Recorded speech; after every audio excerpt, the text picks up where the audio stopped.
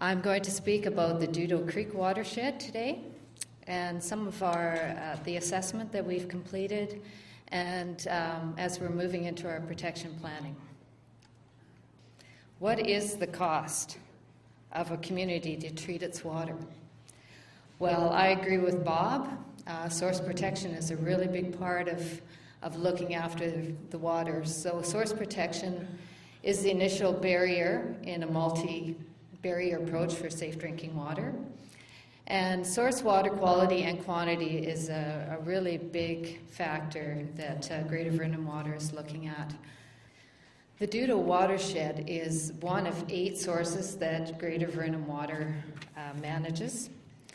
And Greater Vernon Water is a regional water system, so it supplies water to the City of Vernon, the District of Coldstream, and areas B and C. So it's got a customer base of 50,000 customers. Dudo Creek is the largest water license held by the regional district, Greater Vernon Water. The watershed has a drainage area of 182 kilometers squared, and it's located on the Aberdeen Plateau. Now, the Aberdeen Plateau, to those who don't know where that is about 15 kilometers southeast of Vernon, BC. That's where the intake is, and then it moves about 14 kilometers up into the watershed. There's about 15,000 domestic customers on this supply and 3,400 hectare of irrigated land. On a peak day, we're looking at about 210 megaliters per day. So the Dudo Watershed is a multi-use community watershed, as many of the community watersheds are in the Okanagan.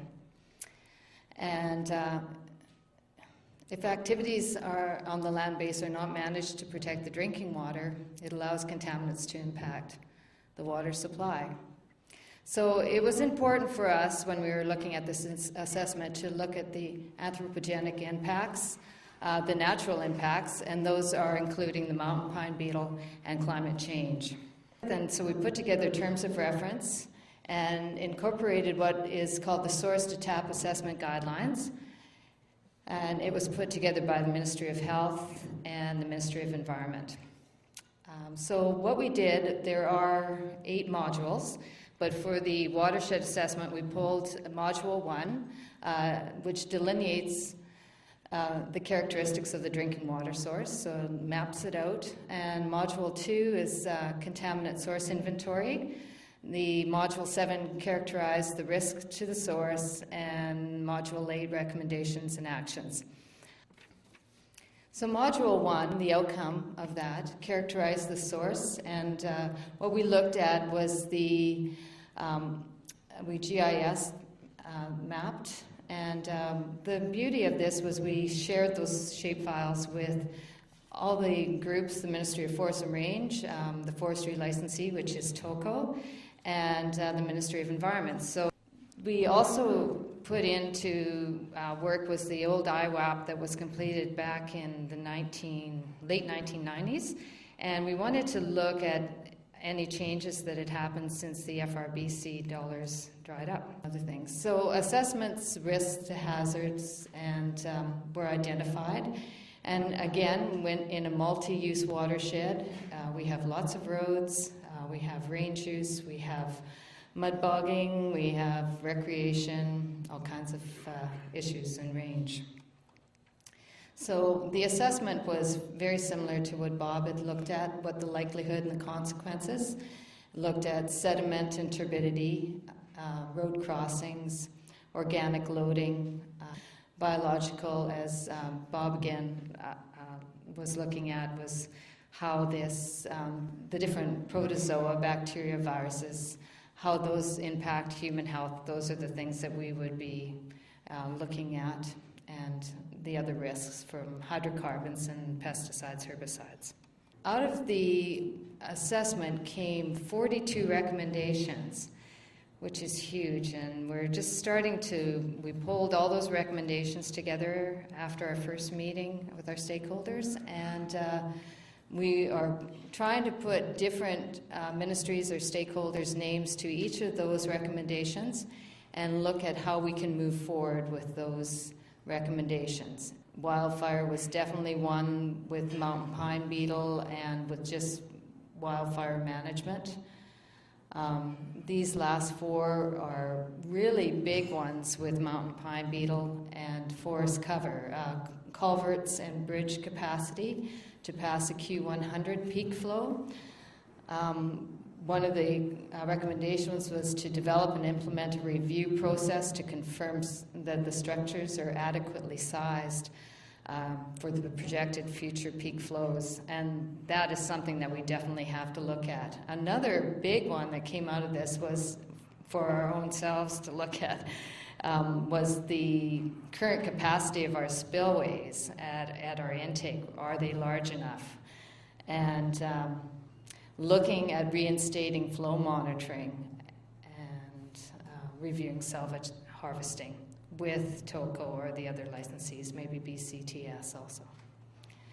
So mountain pine beetle impacts, there's approximately 2,800 hectares of mature pine in our upper watershed, or 28% of the area.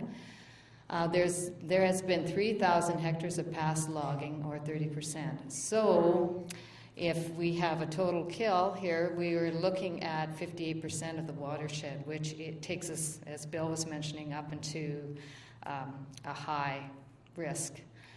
And the area will provide greater water yield in the next several decades, but could increase peak flows. And those increased peak flows, what will that do to channel erosion and sediment transport?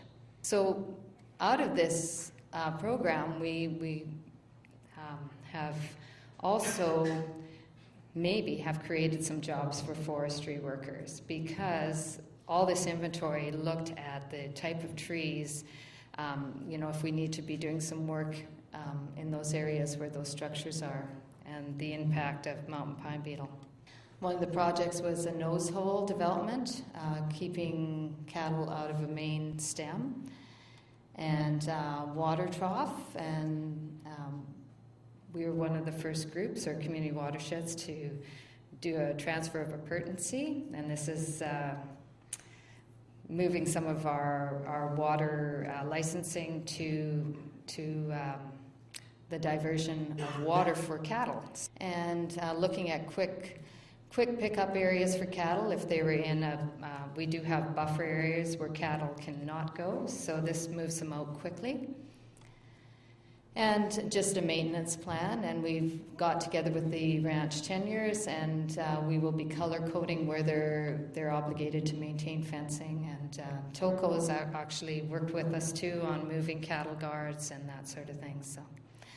So positive outcome, better relationship with stakeholders, more resources, increased knowledge of watershed, increased collaborative opportunities. So what's next? More stakeholder meetings. We've got another one on June 15th. Looking at prioritizing those recommendations that came out, all 42 of them, and creating an action plan with measurable outcomes. Implementing a watershed protection plan, and then ensuring always that the stakeholders are well informed, and as well as the ministries, because we have to all work together. So that's kind of that in a nutshell.